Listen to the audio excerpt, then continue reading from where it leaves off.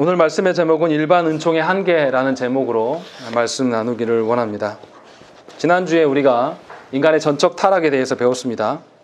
인간의 그 의지는 자유의지가 아니라 노예의지에 가깝다. 그렇기 때문에 하나님의 은혜 없이는 하나님께 돌아가려고 하지도 않고 또 스스로 돌아갈 수도 없다라고 이렇게 분명히 들었습니다.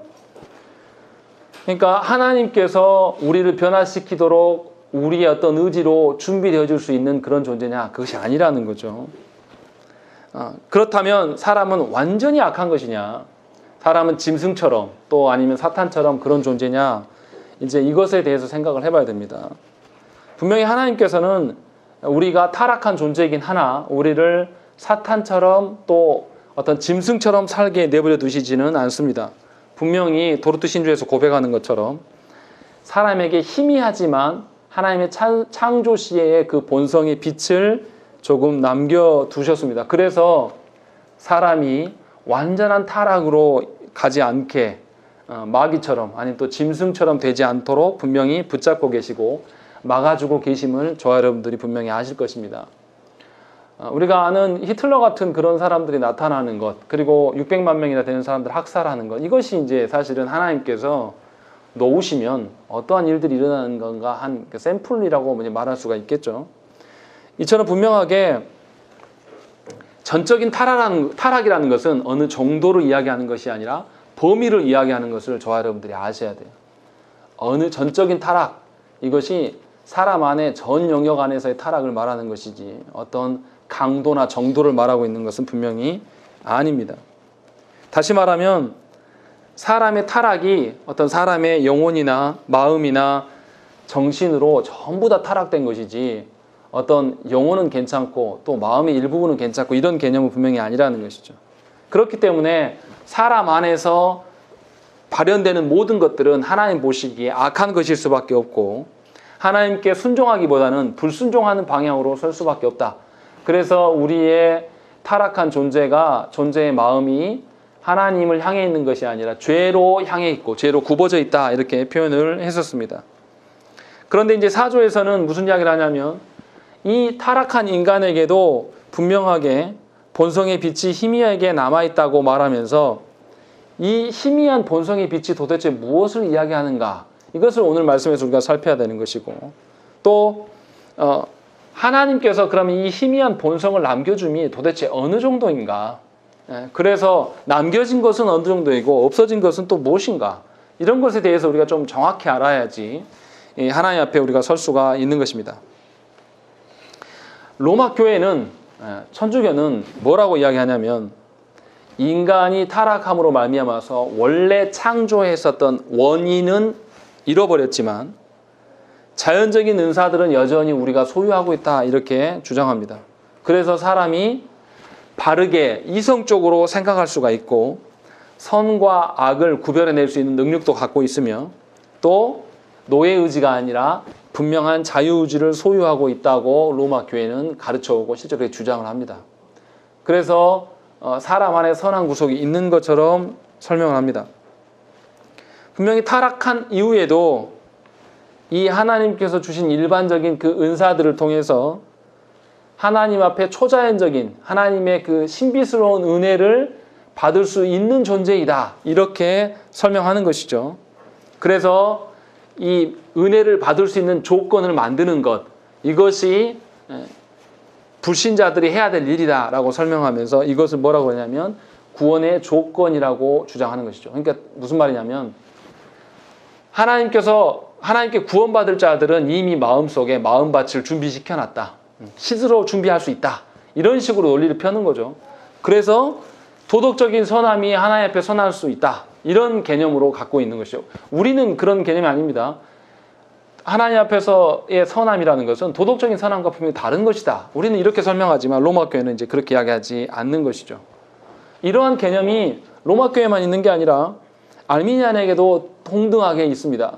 그래서 오늘 주보 보면 565번을 이제 기록해 놓은 것이죠. 거기 보면 알미니안을 학론파라고도 하죠. 학론파의 주장이라고 써 있습니다. 거기 한번 읽겠습니다. 시작. 부패한 자연인도 일반 은혜 학론파 곧 알미니안들이 본성의 빛이라 부르는 또는 타락 후에도 남아있는 은사들을 잘 사용할 수 있으며 그렇게 함으로써 점점 더 큰 은혜 곧 복음적 은혜 또는 구원하는 은혜와 구원 그 자체를 얻을 수 있다. 그리고 이런 방법으로 하나님께서는 자신의 편에서 모든 사람에게 그리스도를 친히 계시하실 준비를 나타내 보이신다. 하나님께서는 모든 사람이 그리스도를 알고 그들이 그리스도를 믿고 회개하는 데 필요한 수단들을 충분히 또 효과적으로 베푸시기 때문이다. 이렇게 주장을 하는 것이죠. 이게 이제 알미니안들의 주장입니다. 그러니까 알미니안들의 생각은 뭐냐면 타락하였음에도 불구하고 그들의 의지는 여전히 타락하지 않았고 그로 말미암아서 사람의 판단과 사람의 어떤 분별력이라는 것은 하나님의 보시기에도 합당한 판단과 분별력을 할 수 있다라고 생각하는 것이고 그렇게 합당한 판단과 분별력을 가진 자는 아직 구원받지 못했음으로도 말미암아 그리스도를 받을 만한 충분한 준비가 되어 있고 그래서 하나님께서 이것을 수단으로 해서 구원으로 이끄신다라는 것이죠. 이런 방식으로 설명하는 거예요. 그러니까 온전히 그리스도만으로 인함이 아니라 그리스도의 어떠하심을 받기 위한 전 단계의 절차가 인간의 손에 달려있다. 이런 식으로 설명을 하는 것입니다. 이런 구원론은 뭐냐면 펠라기우스적인 구원관을 갖고 있는 것입니다. 펠라기우스가 뭐라고 했습니까? 인간이 타락했어도 분명히 선한 구석이 남아있다. 그것으로 말미암아서 인간은 구원받을 수 있다라고 주장을 했던 것이죠. 그런 방식으로 이제 보는 것입니다. 전적인 타락의 개념이 우리랑 완전히 다르고 또 전적인 타락을 했으나 분명히 일반 은총에 대한 부분들이 그들에게 이제 남아있다. 일반 은혜가 그들에게 남아있다라고 설명을 하는 것입니다. 하지만 우리가 아는 것처럼 개혁주의 선배들은 이것을 이제 부정합니다. 그 본래적인 형상의 희미함이나 흔적을 조금 가지고 있을지라도 인간은 하나님의 형상을 잃어버렸다. 완전히 상실했다라고 보는 것이죠. 그래서 우리 안에 하나님의 형상다움을 우리 스스로의 능력과 우리의 노력으로 드러낼 수 없다라고 이야기를 하는 것이에요. 그래서 이것을 설명하기 위해서 두 가지로 이야기를 합니다. 하나님의 형상에 대해서 넓은 의미의 하나님의 형상과 좁은 의미의 하나님의 형상을 설명을 합니다. 넓은 의미의 하나님의 형상은 인간의 도덕적인 판단이나 어떤 지성가들을 포함해서 말하는 것이고 좁은 의미의 그 하나님의 형상이라는 것은 하나님을 아는 구원에 합당한 참된 지식 아니면 구원에서 말하는 의나 거룩을 말하는 것입니다. 그러니까 넓은 의미에서의 그 하나님의 형상은 인간이 도덕적으로 윤리적으로 어떤 사회 질서상으로 선함에 대한 것을 포괄하는 것이고 좁은 의미는 딱 구원에 관련된 지식들 구원에 관련된 선과 의로움만을 이야기를 하는 것입니다. 이렇게 나눠서 설명하면서 뭐라 그러냐면 사람이 타락함으로 말미암아서 이 좁은 의미의 하나님의 형상을 상실했기 때문에 사람은 스스로 하나님에 대한 참된 지식, 구원에 이를 만한 어떤 의로움과 거룩함을 다 잃어버렸다라고 이렇게 가르칩니다. 그래서 사람한테 남아있는 것은 넓은 의미의 하나님의 형상, 그래서 어떤 도덕적이고 윤리적인, 그러나 구원할 수 없는 그런 것들의 판단력만 사람에게 나와 있는 것이죠. 그래서 사주에서도 뭐라고 되어 있습니까? 사주 첫 절에 보시면 확실히 타락 후에도 사람 안에 본성의 빛이 조금 남아있다 이렇게 기록하고 있는 것입니다. 그러니까 사람은 타락했어도 그러니까 믿는 자나 믿지 않는 자나 동일하게 뭡니까? 이성적인 사고를 할 수 있습니다. 또 이성적인 사고를 하긴 하는데 문제는 뭐냐면 이 이성적인 사고를 활용해서 뭐합니까? 타락하는 일들, 범죄하는 일들에 활용된다는 것이죠. 그러니까 분명하게 이성적 사고를 할 수 있으나 이 이성적 사고를 가지고 범죄하는 일에 남용하는 것이 타락한 존재의 특성이라는 거예요. 우리 쉽게 생각하면 그런 겁니다. 요즘 정치권에서 검찰 개혁에 대한 이야기들이 많이 나오잖아요. 검찰이 다 누가 됩니까? 아주 똑똑한 사람들이 되는 거예요. 이렇게 어정쩡하게 뭐 그런 똑똑한 사람들이 아니라 우리 한국 땅에서 그래도 난다 긴다 하는 사람들이 다 검찰을 하죠. 서울대 출신들이 주로 하고. 그런데 불구하고도 왜 검찰을 개혁해야 됩니까? 그들이 가진 그 똑똑함과 지적인 능력을 가지고 뭐 하는 것이죠? 자신의 사리사욕을 채우는 것, 또 자신의 지인들의 어떠함을 관리해주는 이런 방식으로 그 모든 것들을 이제 활용한다는 것이죠. 그러니까 개혁주의 우리 선배들이 그렇게 설명을 한 거예요. 사람이 타락해서도 이성적인 기능이 작용을 하지만 그 결국은 이성적인 기능을 가지고 타락하는 데 사용하는 것이 사람의 본성이다 라고 이야기를 하고 있기 때문에 결과적으로 사람이 선한 일을 할 수 있다 없다? 없다라는 것이죠. 그것이 사람의 전적인 타락이다 라고 이야기를 합니다. 그래서 이제 그렇다면 이제 이렇게 물어볼 수 있어요. 그러면 남겨진 본성이 있는 거냐 없는 거냐? 희미하게 있다라고 이야기를 하는 것이고, 이 희미한 본성이 남아있기 때문에 사람의 양심이 작용하는 것이고 어떤 최소한의 도덕적이고 윤리적인 기준들이 우리 안에 남겨져 있는 것이다 라고 이야기를 하는 것이죠. 다시 말하면 이 최소한의 도덕적이고 윤리적인 이성적인 기능을 통해서 하나님의 구원자이신 하나님을 직접적으로 알 수는 없으나 무언가 창조주가 있는 것 같다, 무엇인가 신적 존재가 있는 것 같다라는 정도는 느낄 수가 있다는 것이죠. 이것을 다르게 말하면 사람의 이성과 도덕적이고 윤리적으로 이렇게 타락했어도 악한 사회가 유지되는 것을 보면서 뭔가 신이 계시다면 이런 방식으로 하나님과의 접촉점으로 하나님이 활용하실 수가 있다는 것이죠. 그러니까 완전히 타락해서 아무것도 없다라는 것을 부인하는 것은 아니라 약간의 이성을 남겨준 것이죠. 그래서 그런데도 불구하고 사람이 행할 수 있는 선이라는 것은 하나님이 말할 수 있는 선이 아니에요. 그냥 종교적이고 자연적이고 사회적인 정도의 어떤 선을 말할 수 있는 것입니다. 그러니까 저와 여러분들이 그리스도인들이 행하는 선이 진짜 선이 되려면 어떻게 해야 되냐면 반드시 하나님의 은혜로 말미암은 선이어야 돼요. 하나님으로부터 출발한 선이어야 돼요. 하나님을 빼고 독립적으로 나의 가치를, 나의 존재를 드러내기 위한 방편으로서 행하는 선행은 하나님 앞에서는 아무런 선이 아니에요. 그냥 내 욕심으로, 분명히 사람이 도덕적이고 윤리적이고 사회적인 선을 행할 수는 있어요. 근데 이것을 가지고 하나님 앞에서 선이라고 말할 수는 없다라는 것이죠. 그러니까 교회 안에서 착한 일이라는 것은 하나님의 기준으로 봤을 때 착한 일을 우리가 통용을 해야지 하나님을 떠나서 이런 방식으로 서면 안 돼요. 예를 들면 이런 거죠. 우리 주일학교 때 교회 다니는 사람은 뭐 하면 안 된다? 욕하면 안 되고 거짓말하면 안 되고 인사 잘해야 되고 이런 것도 가르쳐야 되죠. 물론. 그런데 그것이 정말로 교회의 사명이냐? 그런 건 아니라는 거죠. 궁극적인 구원과 관련된 것은 분명히 아니라는 것입니다. 그래서 이러한 인간의 본성의 빛이 좀 남아있다. 이것을 우리가 뭐라고 표현하냐면 일반 은총이라고 이야기를 합니다. 이 일반 은총론에 대해서 가장 주장을 많이 했던 사람이 아브라함 카이퍼예요. 아브라함 카이퍼가 이제 분명하게 그 네덜란드 화란의 목사였는데 나중에 이제 총리까지 되죠. 그러면서 이제 교육계나 정치계에 이제 개혁을 가져온 사람은 맞아요. 그런데 이제 이 사람이 어떤 식으로 이제 주장하냐면 일반 은총이 소극적으로, 적극적으로 말고요. 소극적으로 하나님 앞에서 인간 안에 있는 그 죄를 억제하셔서 모든 사람 안에 있는 죄를 완전히 표출시키시는 것을 막으신다. 이렇게 표현하는 것이죠. 그러니까 일반 은총, 사람 안에 있는 이성적인 작용이나 윤리적이고 양심적인 작용이 있게 해서 하나님께서 모든 죄악, 사람 안에 있는 모든 죄악의 100%를 발휘하는 것이 아니라 그것을 막으시고 억제시키고 있다. 그래서 일반 은총의 기능이 그러한 것이다 라고 설명하는 것이죠. 그러니까 하나님이 일반 은총으로 말미암아서 우리를 억제하시고 우리를 존재케 하시지 않으면 우리가 이루어가는 사회와 우리가 이루어가는 어떤 가정들은 뭐냐면 파탄을 맞을 수밖에 없는 거예요.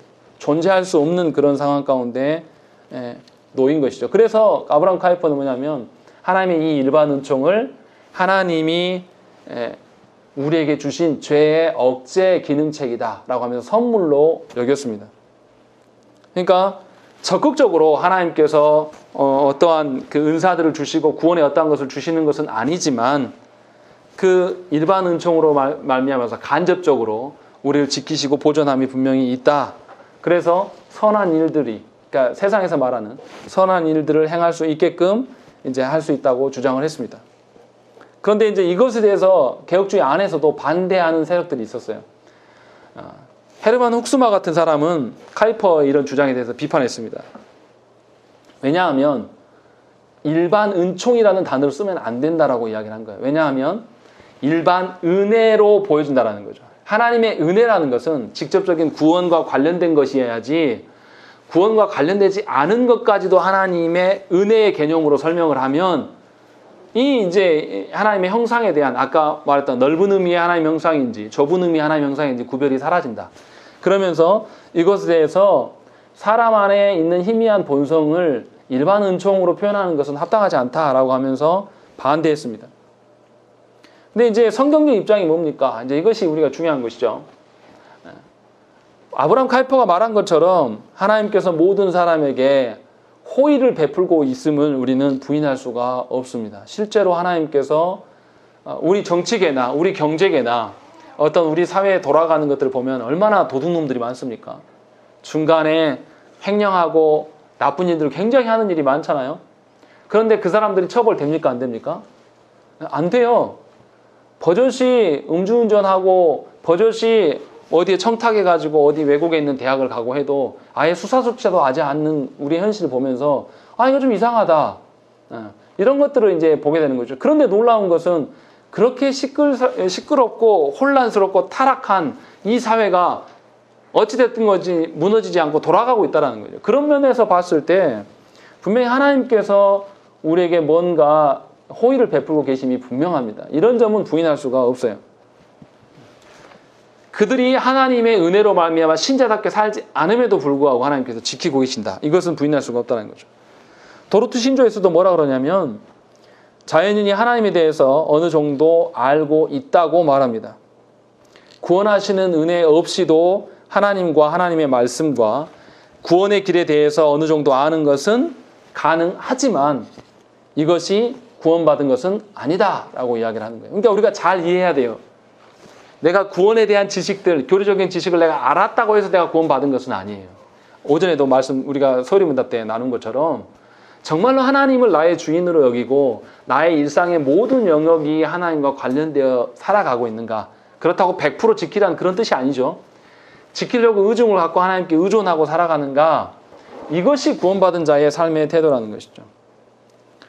또 자연인뿐만 아니라 신자도 자연 만물 안에 있는 어떤 자연적인 지식, 과학 지식들을 알고 누리고 있습니다. 그러니까 하나님이 주신 희미한 본성에서 근거한 사람의 이성적인 사고로 인하여서 하나님 만든 피조세계의 원리들이나 그 과학들을 탐구하고 있고, 신자들도 탐구하고 있고, 탐구한 결과물이 과학으로 우리한테 남아있고, 이것을 저와 여러분들이 누리고 살지 않습니까? 그래서 우리가 어떻게 해요? 차도 타고 다니고, 또 어떻게 해요? 각종 현대적인 어떤 기기들을 활용하는 것이고, 또 이런 것도, 이런 마이크도 우리가 그런 측면에서 활용하는 거죠. 신자들도 이 혜택 가운데 있는 것이에요. 그래서 하나님께서 우리에게 희미한 본성에 남아준 그 아주 희미하게 남겨놓은 것이지만 이것의 그 능력이 얼마나 엄청난 것인가를 우리가 과학을 통해서 보게 되는 겁니다. 이걸 부인할 수는 없어요. 칼빈도 뭐라고 되어 있냐면, 칼빈도 이렇게 말했습니다. 만일 우리가 하나님께서 인류에게 일반적으로 주신 은사들을 사용하기를 원하지 않는다면 그것은 우리의 창조주이신 하나님께 감사하지 않는 것이라 말했습니다. 무슨 말입니까? 미국에 가면 그 극단적인 보수적인 색채를 띠고 있는 그런 신앙인들이 있어요. 이 사람들은 어떻게 합니까? 첨단 기기들을 안 써요. 차도 안 탑니다.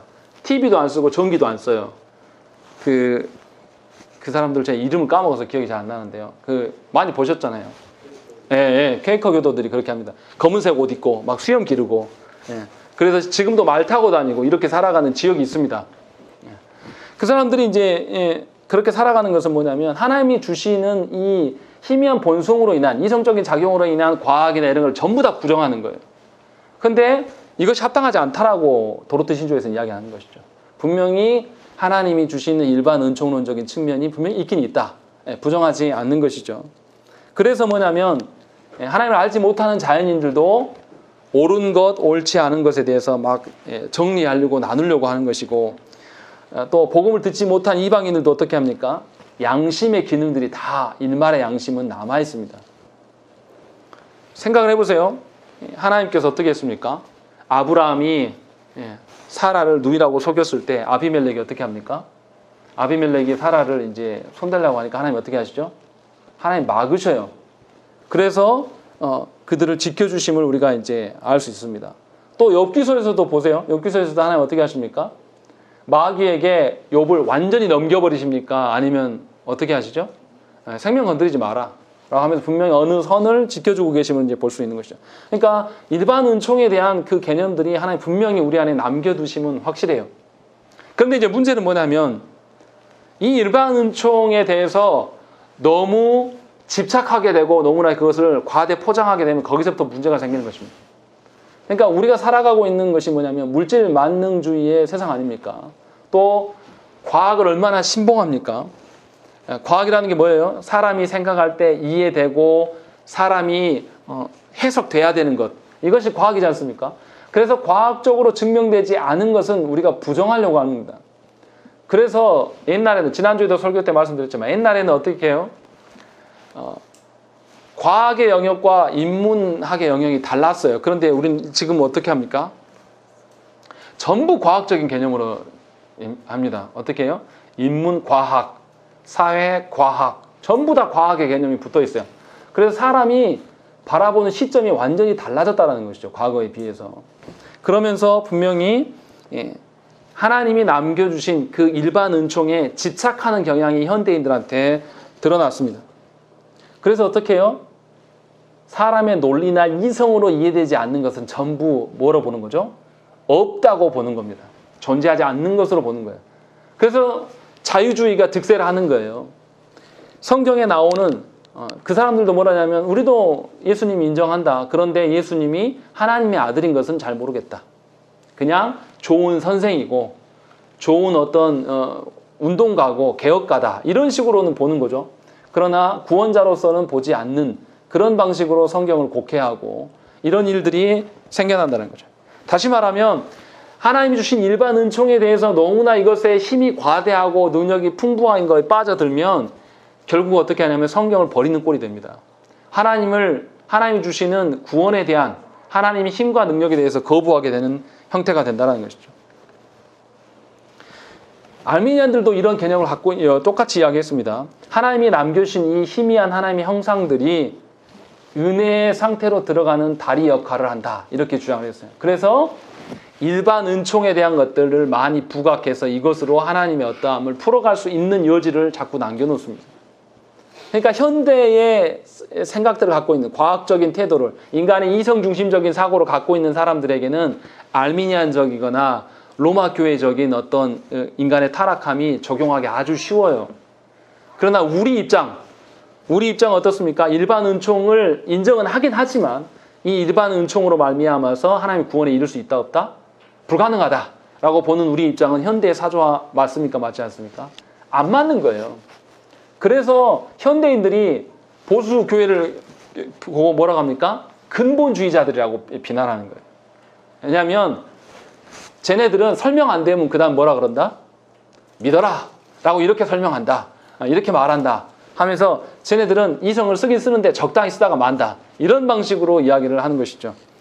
그래서 우리가 살아가고 있는 이 시대 가운데 그리스도인들이 사실은 어려움에 봉착하는 경향이 있습니다.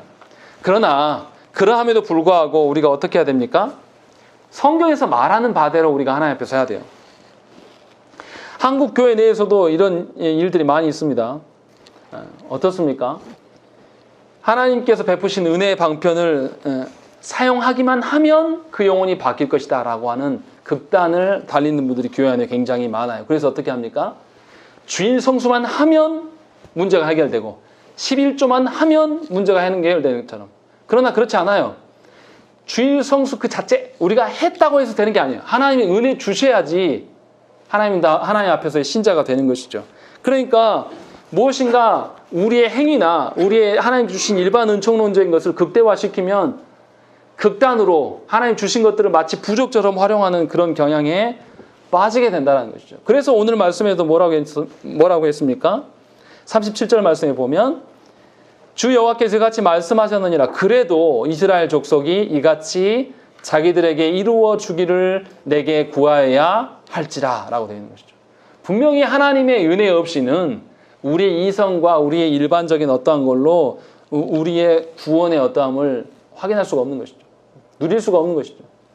하나님이 정말로 주권을 주신 분이고 하나님이 주권을 갖고 계신 분이기 때문에 우리가 하나님을 신뢰하고 하나님께 구할 수밖에 없는 것이죠. 그러니까 신자는 하나님 앞에서 어떤 존재냐면 자기 자신이 죄 가운데 죄덩어리임을 인정하는 거. 이걸 뭐냐면 자기 부인이라고 이야기하죠.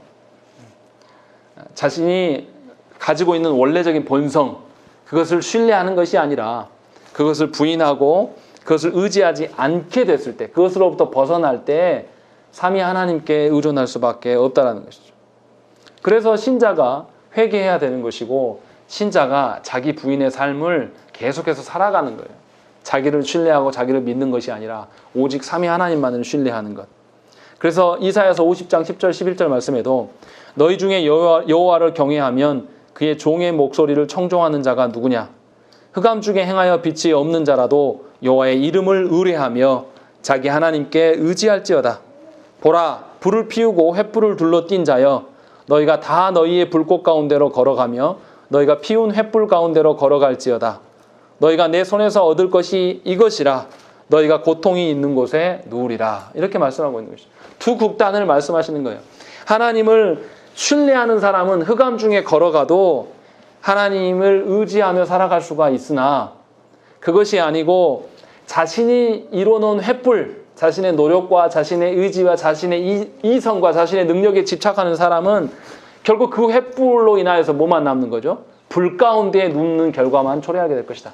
심판밖에 남지 않을 것이다. 이렇게 말씀하고 있는 것이죠. 그러니까 사람이, 신자가 자기 안에 선한 것을 발견하고 그 선한 것에 인해서 취하여 살아가고 자신의 능력에 휩싸여 살아가는 것은 하나님께 버림받을 수밖에 없다는 거예요. 성경에서는 그렇게 이야기를 하고 있는 것입니다. 그렇기 때문에 저와 여러분들은 일반 은총의 한계를 분명히 알아야 돼요. 그것에 대해서 분명히 인정을 해야 됩니다. 그러니까 여러분들 자녀에게 무엇을 가르쳐야 되냐면 하나님의 구원에 관련된 지식들, 하나님 앞에서 참 신자다움이 무엇인가를 가르치셔야지 하나님께서 일반 은총적인 면에서 이성적인 것들, 또 아니면 우리의 두뇌 개발 어떠한 것들, 이런 방식으로 자녀들한테 이것을 주는 것은 단기적이고 잠깐 있다가 사라질 것들만을 주는 것밖에 되지 않는다는 거죠. 그런 점에서 일반 은총적인 것을 맹신하지 마십시오. 자녀들에게 우리가 얼마나 일반 은총을 강조합니까? 얼마나 자녀들에게 이성적이고 공부 잘하라고 우리가 얼마나 요청합니까? 그런데 그것이 궁극적인 것이 될 수가 없고 그것은 그냥 부수적인 거예요. 그 자체의 기능이 없다라고 말하지는 않습니다. 분명히 성경도 인정을 해요. 그리고 그것을 누리며 살라고 요청을 합니다. 그러나 분명하게 앞에서 말씀드렸지만 이성적인 것들에 대한 결과물, 이성적인 것들을 막 많이 활용하고 나가면 결국 어떻게 됩니까? 이 이성적인 것들로 뭘 하죠? 하나님을 대적하는 일에 사용될 수밖에 없는 것이죠. 결국은 일반 은총에 대한 강조와 일반 은총에 대한 과대 포장은 결국은 하나님을 대적하는 자로 서게 만든다는 것입니다. 그래서 도르트 신조에서도 하나님의 형상의 그 희미하게 남은 본성에 대해서 과대평가하지 말라고 경고합니다. 분명히 일반 은총으로 하나님의 어떠함, 또 하나님 구원의 어떠함에 대해서 말할 수 없는 것이고 알 수 없다라고 말씀하셨습니다. 칼빈도 일반 은총을 번갯불에 비유했습니다. 어떻게 비유했냐면 일반 은총을 설명할 때 이런 거예요. 캄캄한 밤을 걸어가는데 번갯불이 번쩍 비쳤습니다. 그럼 어떻게 되죠? 비치는 그 순간에는 굉장히 밝아서 내가 걸어갈 일이 훤히 보여요. 그런데 그 빛에 의존해서 걸어갈 수 있습니까? 없습니까? 없어요. 잠깐 보여주고 사라지는 거거든요. 마치 일반 은총이 이와 같다라고 말하는 거예요. 굉장히 강력하고 빛이 있어요.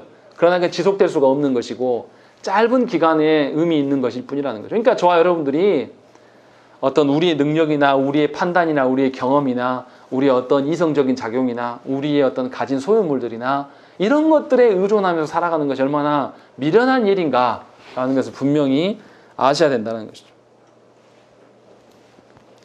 또 교회 안에서 사회적으로 뭔가 탁월하고 뭔가 이렇게 도덕적이고 헌신되어지고 뭔가 기부를 많이 하고 누군가를 돕는 그 선한 일들을 권장하는 것이 그다지 합당하지 않다라는 것도 분명히 알아야 돼요. 하지 말라는 뜻이 아닙니다. 해야 돼요. 그러나 그것보다 더 주력해야 될 게 뭐냐면 하나님 복음에 대한 것들이 우리 안에 있어야 되는 것이죠. 일반 은총론에 대한 어떤 것이 있는 게 아니라 하나님이 우리를 마지막 날에 우리를 평가하실 거예요. 그런데 그 평가의 기준이 뭐냐면 일반 은총론적인 평가하지 않습니다. 분명히 복음으로 인한 하나님 앞에서의 그 평가라는 것이죠.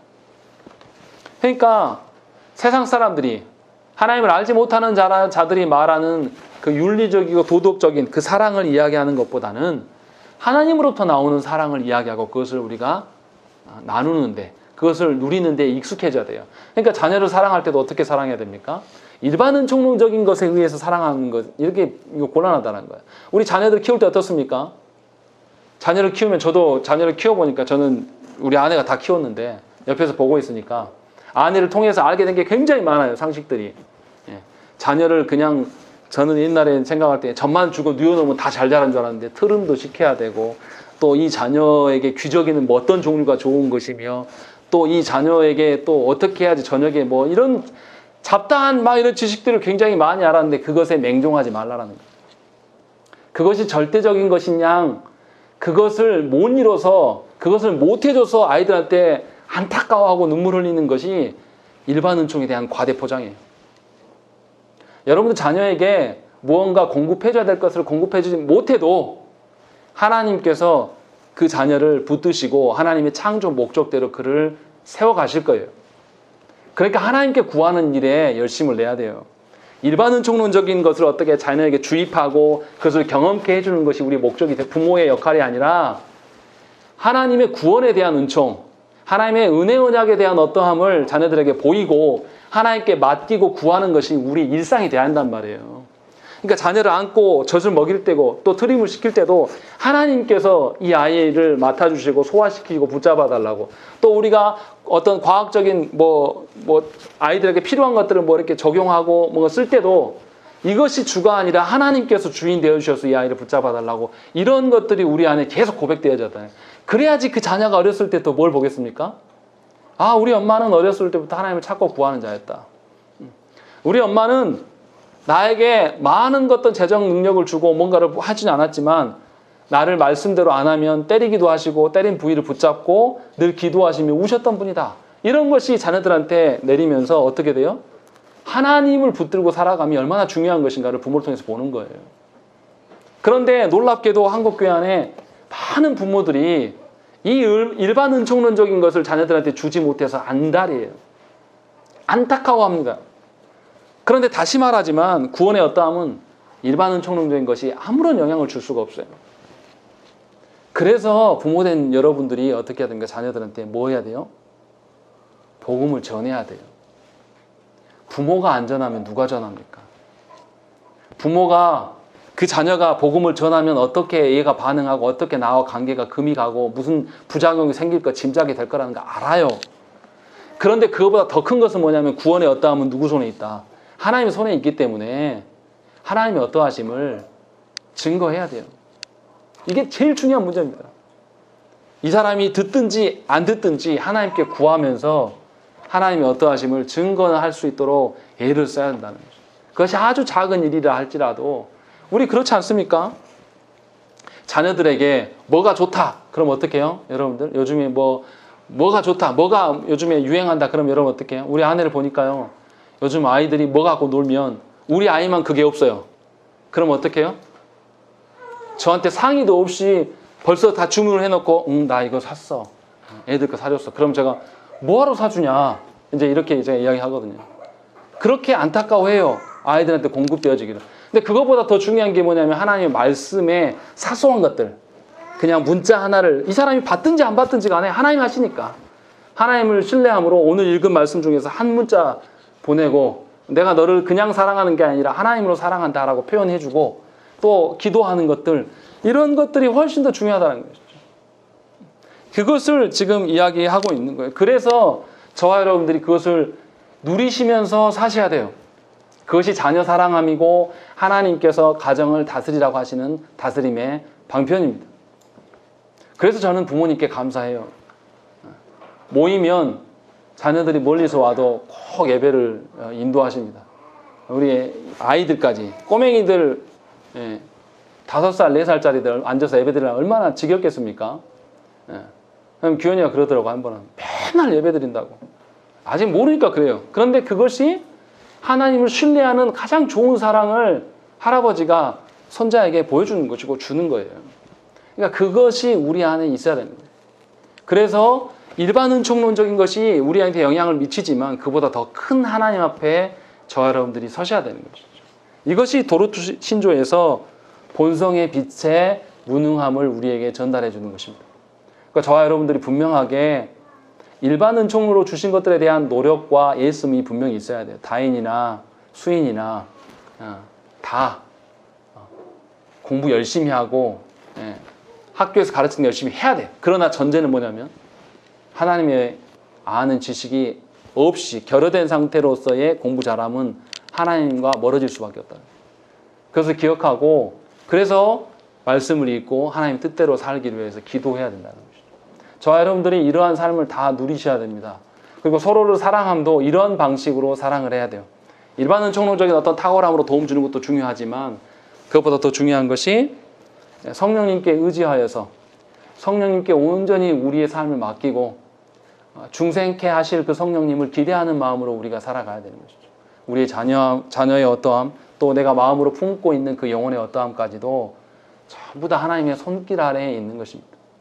하나님을 떠나 있는 자녀에게 도리어 일반 은총에 대한 공급을 계속하는 것은 더 악한 길로 내모는 것임을 분명하게 기억하셔야 됩니다. 우리 함께 기도하겠습니다.